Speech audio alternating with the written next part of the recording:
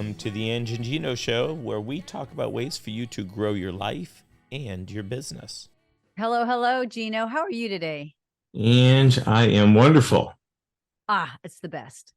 Why would anyone choose to be anything other than wonderful? Yeah. I think if you're dragging one leg, then you can say, yeah, maybe, huh? Yeah. I think it depends who you're with, you know. But it is nice to bring the sunny side up out. I agree. Yeah. It's a massive frame of mind. I think when we're with the right people, though, people we trust, what I would call our inner circle, I think it's okay to say, well, I'm wonderful, but I'm dragging my, you know what, a little today, Yeah. and But nobody wants to hear it.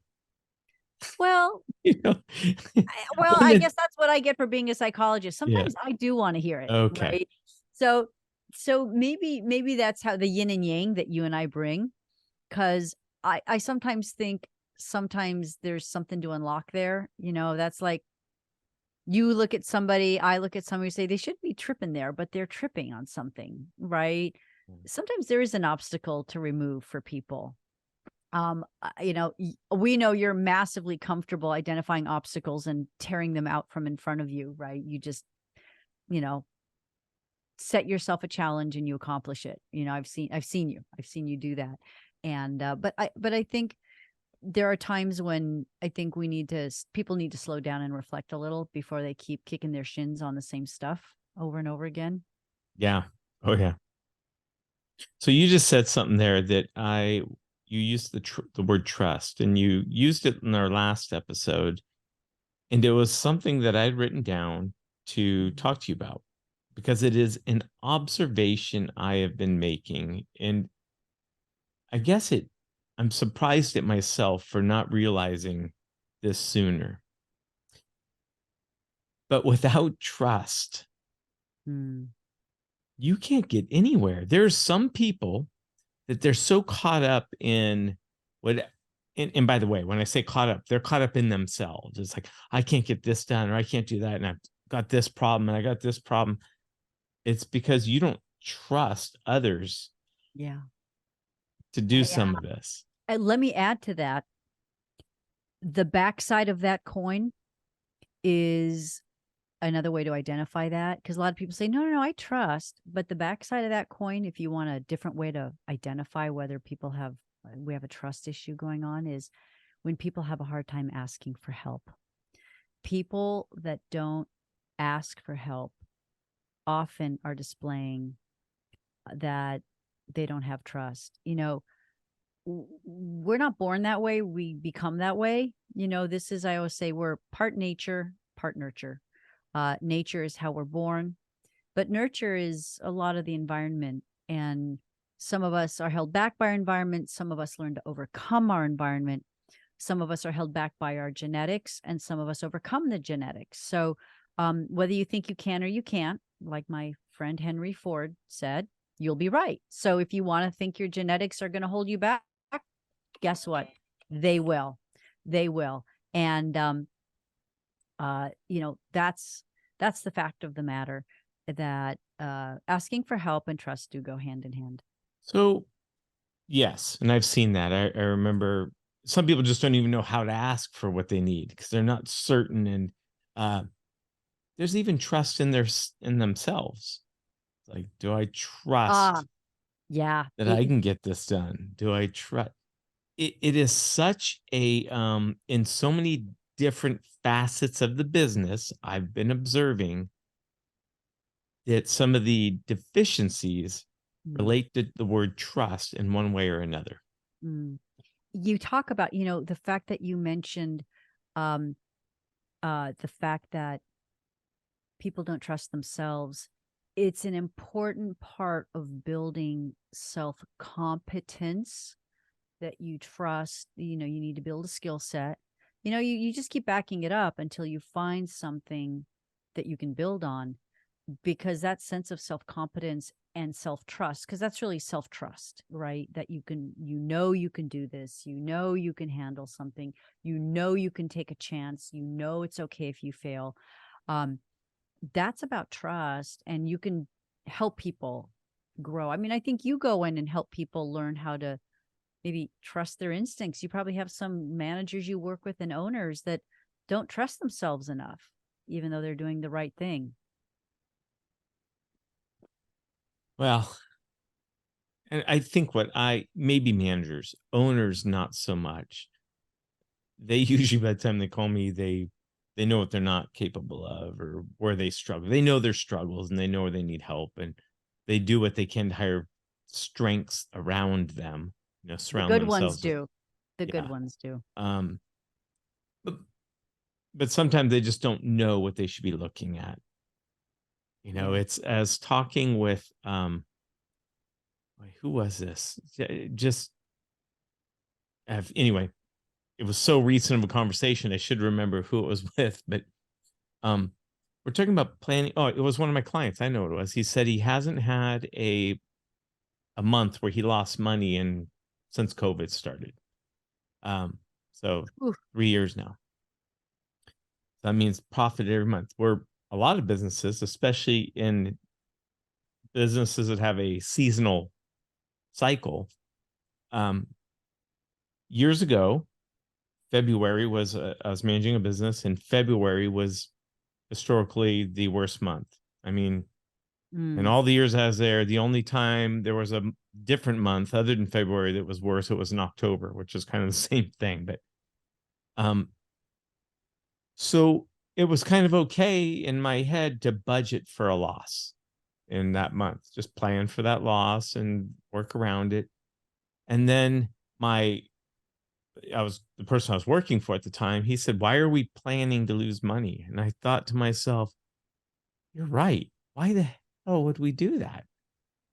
And so I chose to never plan to lose money again. I chose, okay, if this is going to be a tough month, that means we got to market our way out of it. We got to do something different. And it forces you to look at the way out, not the falling in, not accepting the loss. Yeah. Yeah. Because then you're just going to sit there and it gets the hustle. I saw this fantastic image that I was online, and it found this, like, when you have a negative train of thought, you fall into a hole and you can't get out. When you think up and out, you'd never fall into that hole. The hole might be there. There are holes around us every day that we can fall into if we let ourselves. And I think that's so neat that someone caught you at thinking negatively versus really thinking beyond that. And it's, a lot of things, I will tell you, a lot of people think that when you think positive, it's like namby-pamby Pollyanna, you're not solving problems. No. It's not just like, oh, it's all going to be okay, let's go hang out at the beach and do nothing about it. That's what sometimes people think a positive attitude means. That it thinks, just think positive and do nothing. No, it's, you think positive by working to make what you don't want to happen never happen. And so that you think about, well, what would help us to avoid this? And you start finding every little thing you can do. Like, when you're low on cash, you're looking for money in the cushions when you're, in college, right? Well, we should always be looking for that money in cushions. Yeah. Why wait till we're out of money? Why not always be doing that? And that's an example of when we're really hungry, metaphorically and physically, then we're really creative in the kitchen, making a new meal, stretching that dollar. And we do that mentally in our business. Necessity is the mother of invention. I have seen companies that have very small R&D budgets actually come in and really disrupt their sector. And I remember once I worked with a massive gaming company, and they had a really intelligent leader. He said, our number two isn't the guys that we know of as number two, the number two company behind us. It's a group of 5 guys in a garage doing what they love, designing a better gaming system, and we don't even know they're there. And that's the way you create a scratchiness and an innovation, so that you are competing against a little guy that you go like, no, we got to outdo that. Because if you're just the hardest position to do is defend being number one. It is so hard being number one in your industry, because it's really in hard anything. to scare yourself in anything. Yeah. Athletics, because everyone wants to take you down. Yeah. There's always, There's So, criticism and I jealousy. saw a poster in one of my clients' offices. It said, think like a millionaire and hustle like you're broke. Okay, that's exactly right. And I That's like that. Yeah. Well, and that takes that positivity too. You know, positivity does not mean no hustle. Positivity, I love it because that adds in the hustle. Say that one Yeah. again. I want to hear that again. Think like a millionaire, hustle like you're broke. Yep. And that CEO of that gaming company was hustling like those poor 5 kids in the garage, engineering their way to something new. That's Yeah. exactly it. Yeah, I'm sure that's a great company then, because that's the right mindset. And Yeah. Well, it was a great company at the time they had that leader. Yeah. well, Yeah, okay. absolutely right. He's Yeah, gone. and it's been a great company. I mean, they've done well, but those were some real heyday years for that Yeah. company. Yeah. So many. So I'm just going to talk. This goes to a conversation I had today with about a salesperson in one of my clients' sales departments. Uh, he's he just kind of blew off a lead, valuable lead that, when of course the owner hears about it. When he told it to me, I mean, we're both fuming at like, why would he do that? But then we talked at depth about it.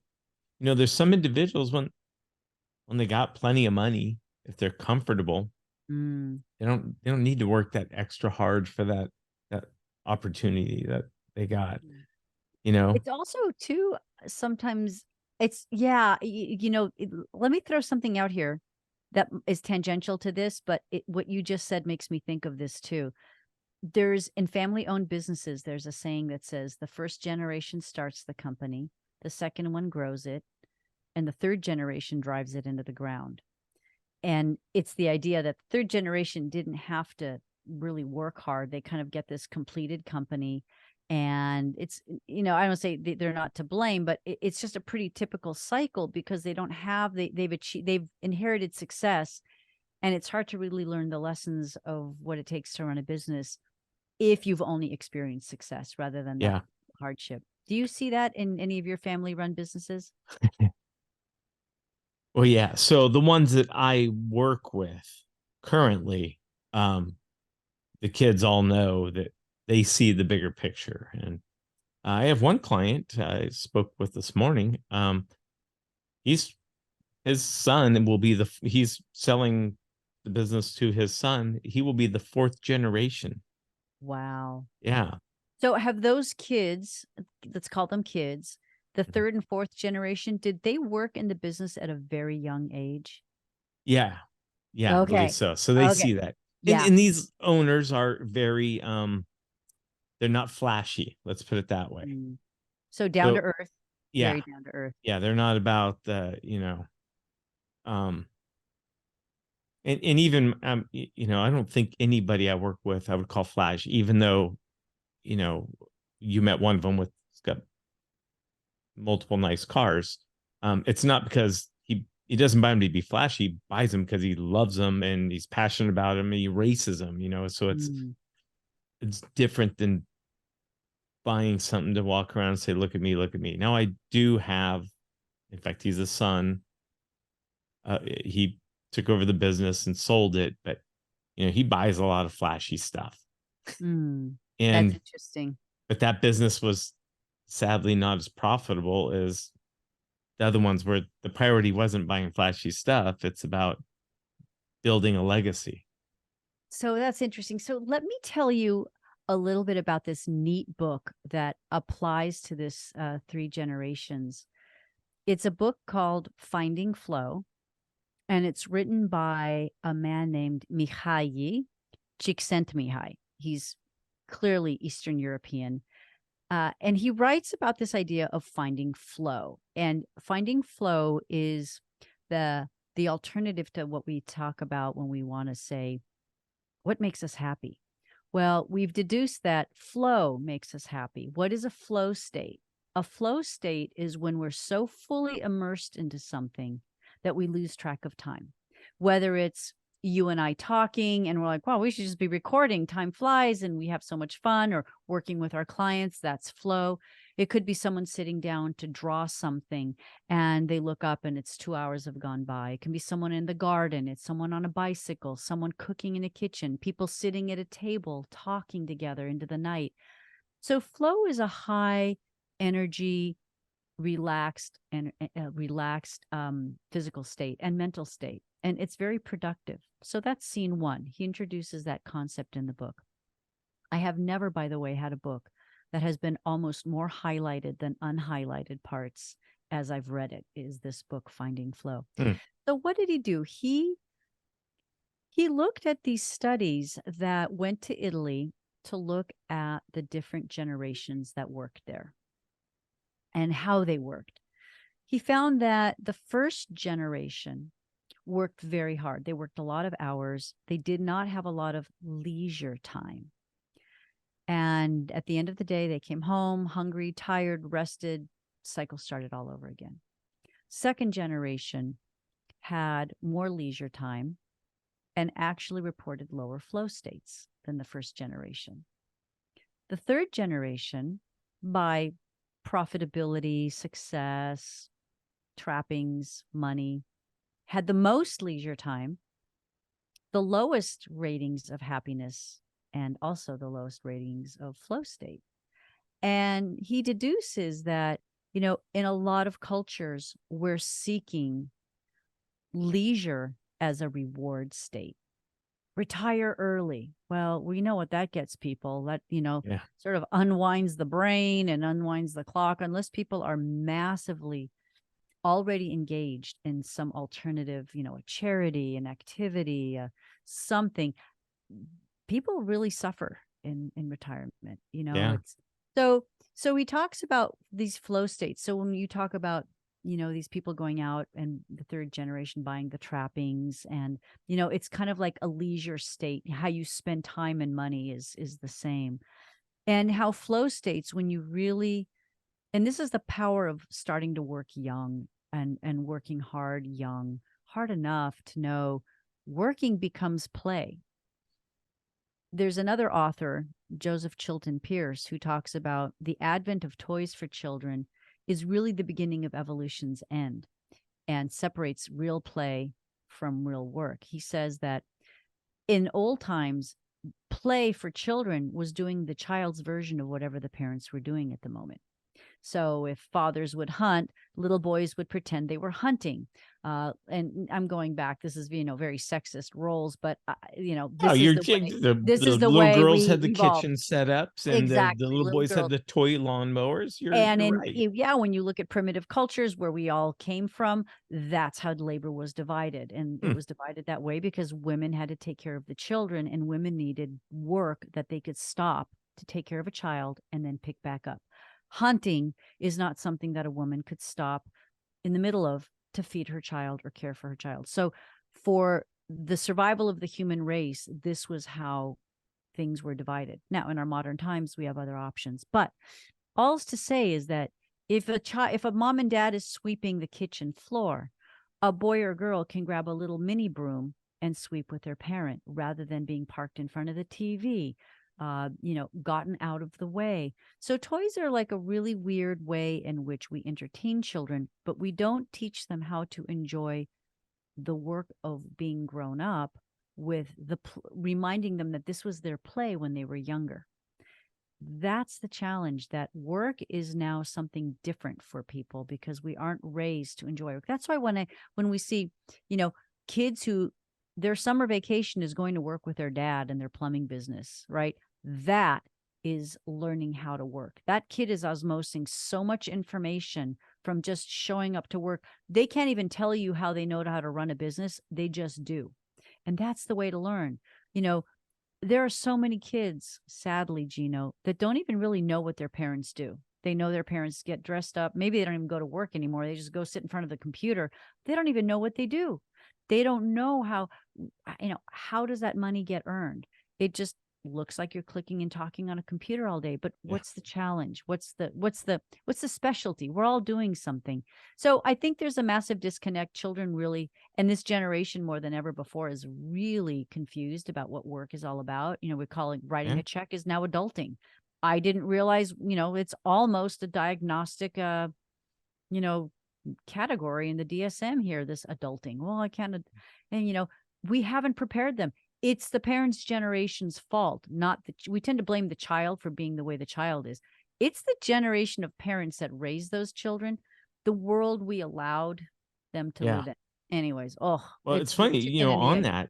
that, it's, you know, all these kids, they just want to be YouTube stars, right? Yeah. That they want to Yeah. be influencers. And we all know that's not easy. I mean, it's easy for some, but not everybody can be a YouTube star. We have to find some different way to contribute, you know, Yeah. that feels, and some people just feel this entitlement that it's all going to work out. And that's always existed, though. Yeah. In fact, Ange, I read something. Oh gosh, I wish I would have kept this. I probably did and just don't remember where it is. It was, you know, someone ranting about how these kids these days, they don't work hard, you know, they don't have the same work ethic as the generation before them. They feel entitled to everything. Just all these things that we hear our friends say about their kids and all the youth, right? These darn millennials, or the, you know, we've heard this. The thing, what was funny is this was dated like early 1800s. No, So, no, that's fabulous. Oh, and yeah. and it That's was something pointed never out. changed. So it started there, and then it was all these things, all these people saying the same things, and there were newspaper articles or stories about how the youth is not, you know, and it was from all these different time periods starting from the early 1800s. Yeah. The social context of where we're, what the kind of the broth we're raised in Yeah. changes the soup of every generation, right? And that's why it's not fair, I don't think, that we look back on a generation and blame a generation for using certain language or doing certain things. It's like, we don't know what we don't know. It's like Yeah. telling a 2-year-old, and who knows who says that we're advancing as a culture either by criticizing another culture. We're advancing on certain things and devolving on other things. Well, It's hard. l- let me go a little deeper here. And so we weren't always the best of the planet, right?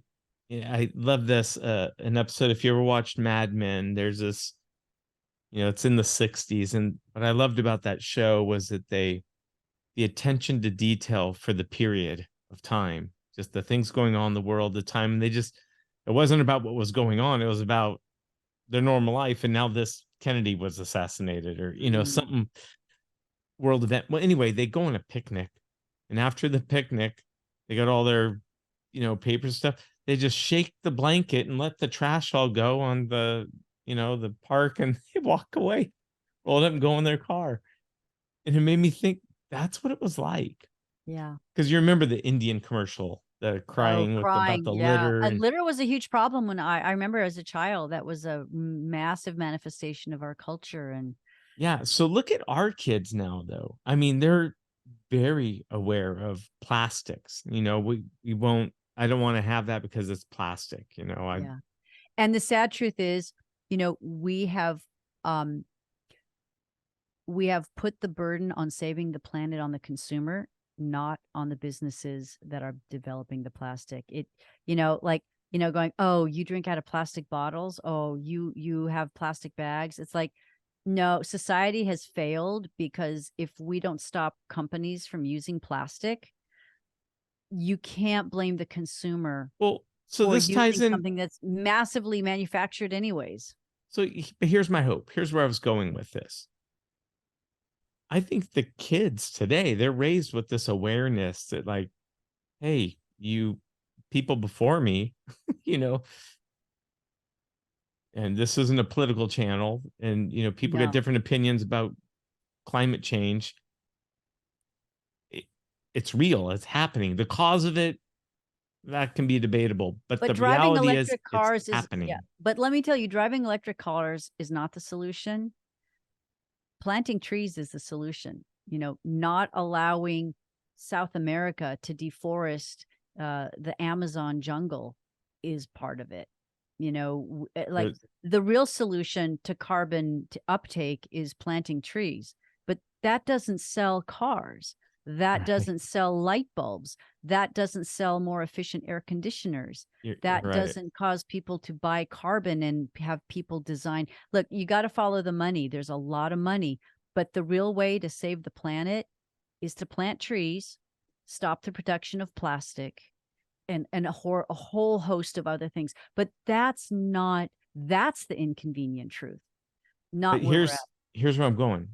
Our kids, they're going to They're be the better. ones starting the businesses that, I believe the Save the change planet. will Yeah, I agree. come through Yeah. this. And Yeah. so we can beat them up, or we could, ridicule them for Complain. Yeah. their thinking and this and that. But the reality is they're going to change the world eventually. At You're least I hope right. so. There's this young man who designed this piece of equipment that you put out in the ocean, and it collects plastic, and Yeah. you can go and pick it up. Like, I feel like, so do we keep collecting again, we can do downstream solutions. Blaming the consumer is a downstream solution. When you learn how to problem solve logically, and you want to find an upstream solution. The upstream solution to plastic in the ocean: stop producing plastic. Go back to drinking, out of some other form of material. But before, I don't know about you, but when we played outside, we drank water out of a hose. Plastic hose. And man, did that water taste good after the hot stuff went away. Like, it just was the most delicious drink of water. After the hot stuff went away, that was the key. That was the key, right? Like, ooh, it's not ready yet. And that plasticky vinyl hose flavor, that was it's flavored water. Well, it used to be a rubber hose, right? It had to be something with that rubber was so good. And then that I don't know, metal, maybe I think rubber was see, if you get to drink from rubber hoses, you must have been rich. We drank out of those vinyl hoses. Oh, really? I don't know. Ours was rubber. My dad always got the I only buy ones 'cause rubber the hoses sun would- now because I hate the kinking and cracking. Yeah. And breaking of Well, them. when we were out in the desert, when we were kids, and if you didn't buy a rubber hose, you'd be buying a hose every 3 months because of the heat would just kill the vinyl and the plastic. Yeah. So yeah, we learned long and to buy that really super thick, big pink brand that you just look at the price and you're like, oh my gosh, but it lasts for years. So yeah, I don't think we were rich. As my dad used to say, quality remains long after price is forgotten. So we were not well off growing up, but he knew that for certain things you had to buy quality. Yeah. See, my parents never thought that way. They still don't, which is funny, but I don't know. They buy quality some things, and then other things you're like, why'd you waste your money on this? Yeah. It's hard. It's hard being a consumer. I think marketing and consumerism really plays upon us. I don't think we even are aware of what makes us want to buy things. It's just so playing with our brain and our wants. Well, here's the thing too. So, one of my wife's kids, great kid, very, aware and wants to eat all the good stuff and the healthy, and they're both kids are very environmentally friendly.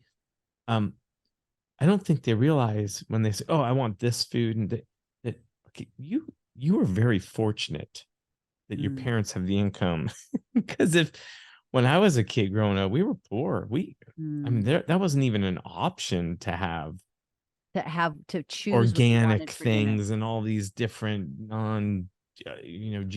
GMO. Well, there probably was less of it then, or I don't know. Seems like we ate more GMO. real food. We had healthier food. Yeah, we had healthier food. I mean, it's not advertised, but all food that is imported into our country, fresh food, is irradiated because it kills pathogens.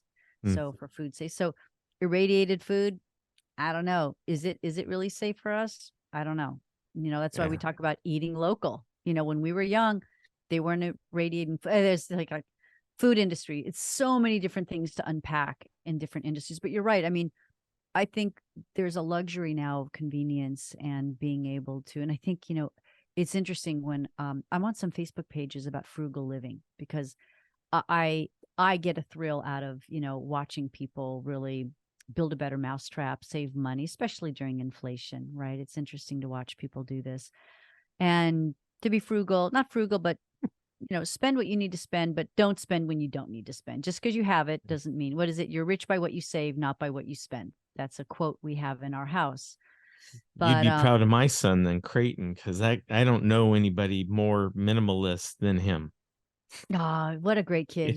No, he's got a good head on his shoulders. Like he's got a bike, he's going to sell it. He decided he wants to get back into racing though, which is kind of a little side note. I'll have But to have so our he boys. said he's selling his old bike because a little small. Then he's going to get a new bike, but he's looking, it's $6,000 minimum for a new bike.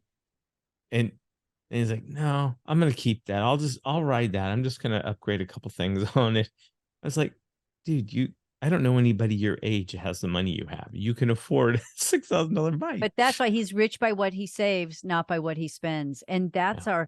what did my dad used to call it? Conspicuous consumers. And that's what our country is, conspicuous consumers, that we're rich by what we spend and what we seem to have. And yeah, Okay. here in California, for example, we love our cars in California, and you'll have people driving a car and living in a little apartment, because Yeah. they just got to have that car, right? I got to share this with you because you know my wife, and I bought that fancy yes. Mercedes. So we drove it, met some friends for a birthday, and then followed them to their house, to continue the party. And so everybody saw my car, and they're like, "Whoa, ew," And Val has to pipe up, "It's used." But he paid less than he did for his Jeep. It just, and she wants everybody to know. That's the frugal, because I guess that is, let someone else drive off that depreciation, right? Yeah. But it is, and that's what I love about Valerie is, she has that humility, and also, not wanting to wear that too much. I love that. Yeah. Well, she doesn't want to wear it at all. In fact, she originally said she'd be embarrassed to ever be seen in a Mercedes, but now that she realized, okay, this is a cool car. There we go. She appreciates the neat. And you've loved cars forever. You've loved Yeah. cars forever. So this was. I warned her dream. early on. I said I will be buying a fancy sports car one day. So, not And you midlife worked crisis. for that. You were, yeah. It arrived just in time, right? Yeah. Yeah, But I can still get in and out of it for a few more you years. don't want to wait that long. That's right. I would say when you get to a certain age, because I work with, I've worked with executives in my time that you stay friends and you watch how they age and you listen to their wisdom. And I feel so blessed that I have this intergenerational look into people's lives. But they tell me, they say, Angela, there's a point much sooner than we think that we need to change our one days into right now.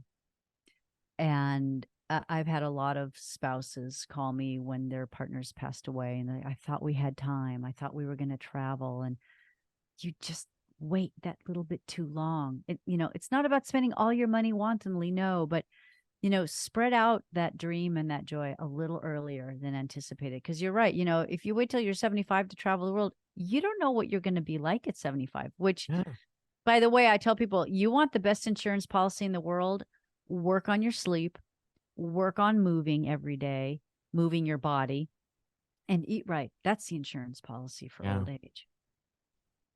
Yeah, my in-laws, my mother-in-law still would love to travel with the father-in-law. He's just like, I'm done. They're in their 80s now. It's so it's sad. And yeah, isn't it it is kind of sad? sad. I mean, Especially when one person's healthy and the other Yeah. has lost it. Well, they're both, they're both in great shape and health for their age. It's just, Has he and they've lost already his done. appetite to travel? It isn't like they haven't traveled. They've been all over the world, but they got money. Their kids don't need the money. Go spend it. That's how I always look at it. Yeah. Yeah. It's anyway. We got way off topic. Where did we start out? Trust. We kept it real though, for sure. This was a very helpful one. I think the world, it's harder and harder to be normal and human in today's world. And well, define normal. That's oh yeah, society defines normal, right? Yeah, and that's why I say let me call it our evolution, the normal that our evolution prepared us for, because because we've stopped evolving, our lives are changing, our society is changing so fast that we're not really evolving. We're just running from one shin hit to the other. But we're really Yeah. wired for all that other stuff, that 10,000 years, that's our evolution. On technology. I mean, I don't want to get into it right now. We don't have time, but the stuff AI is doing now. Yeah. I mean, look, let's just put two things in juxtaposition. People learn in university versus trades. People go to university to learn information. What is the point? What eventually those kids are going to be like, why should I learn all that? Why should I cram that all in my head? Whenever I need it, I can push a button, a general On their phone. on their phone, even. Exactly. So, and then you compare that to trades, Yeah. right? Where you learn, because so colleges need to evolve quickly, where they are, training how to do things, not just what to do. So for example, undergrad psychology, you major in psychology undergrad, you spend 4 years reading about psychology. You might learn about how to do different therapy, but you can't, there's nothing practical. There's no practical application. It's the easiest degree to get, a psych degree, to get through college, because it's absolutely useless if you don't do anything. Yeah, it's nice to, know about people, and it's great human manual, human handbook, but you got to go get a 2 or a 5-year degree in counseling or psychology to be able to legally practice. And I think we need to change that. We've made it harder. That's where the trades are very appealing, because you learn how to do something. AI is not going to come change your water heater. Right. AI isn't going to come rewire your house. There's a whole physical world that's not going away. You look at like home builders and landscapers, and he's like, oh, that's backbreaking work. I mean, you know what? That's real work. And we were made for hard work. Well, see, I grew up in a blue collar house, and I was supposed to be 3rd-generation sheet metal worker. And so that's what I was taught. I was taught hard work and, outwork everybody else. And I have a mechanical aptitude. So that kind of stuff came easy for me. But you got the parents that hurt, the plumbers, their knees hurt, their backs hurt. Don't do what I did. Go get a computer degree. So kids did that. But now the plumbers are making more money than the kid with the computer degree. Yeah. Where I lived in Australia, when we lived in Australia for 10 years, the doctors made far less. Only specialists made as much, but all we called them tradies, all the trades, home builders, architects, land movers, they were the ones out on their boats, on their farms on the weekends. And the doctors were there like slaving 9 to 5, 9 to 6, seeing patient after patient, getting paid from the government. And it's tough. That's socialized medicine. And it's great for the people receiving, but it flipped. I mean, and in Australia, you can see that the trades have risen in value as, no, don't go be a doctor. Don't be a doctor and get your, handout, your fees from the government, where you can't set your own rates. You can't. Well, that's pretty much the thing. I have a lot of friends that are doctors, and that's, unless you're a surgeon or cosmetic, something, they're not making any money. Because the insurance companies are dictating the prices, and so hospitals. Basically it's socialized. Yeah, it is. Well, and there's a lot of investor groups that are now buying practices, because doctors really don't get trained. Not that they can't, but they don't get trained to run a business. So yeah, it's going to be very efficient and streamlined, and doctors will become employees. And that's not a problem. I will tell you, that's not a problem. It will be a problem if it still costs $500,000 to get a medical degree. That's the problem. Somewhere along the way, the medical schools have to say, yeah, okay, we're charging these people, they're going to be in debt, and then they're not going to have the lucrative career that we used to use as an excuse. So everything has to right size, but no one's piecing together how this train works. So if your doctors are going to make less, that's okay. How much money is enough, right? Yeah. They'll still make a great living. But if the doctor coming out is going to make $300,000, $200,000 a year, a tidy sum of money, depending on where you live and how you want to live. Maybe not much depending on how you want to live. But if your education, costs you what it did when someone's going to make $500,000 or $600,000 or $700,000, well, you're going to cover that cost. So you start to see upstream solutions have to take place. Yeah. Well, education, that's a whole nother topic. That's another broken Yeah. system. We should probably wrap up, Ange. It's been a great conversation, Geno. It has been. Again, Always fun. loops around. I never know how to, summarize it for the, the channel. I know, right? I'm so glad you do that instead of me. Thank you for doing that every time. All right, Ange, until next time, have a good one. You got it. I'll see you next time. More topics to come. All right. Bye. Bye.